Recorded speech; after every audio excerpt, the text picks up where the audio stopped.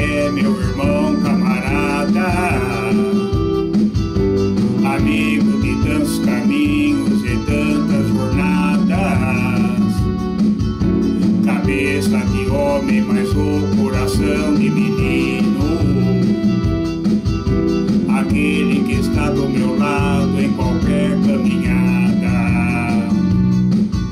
Me lembro de todas as lutas, meu bom companheiro, você tantas vezes provou que é um grande guerreiro. O seu coração é uma casa de portas abertas. Amigo, você é o mais certo das horas incertas.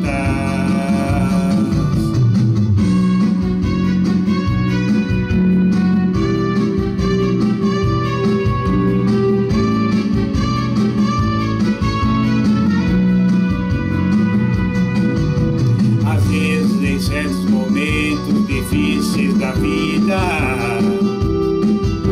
em que precisamos de alguém para ajudar na saída,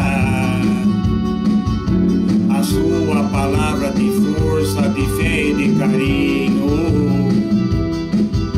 me dá a certeza de que eu nunca estive sozinho. Você, meu amigo de fé, meu irmão, camarada, sorriso e abraço festivo na minha chegada. Você me diz as verdades com frases abertas. Amigo, você é o mais certo das horas incertas.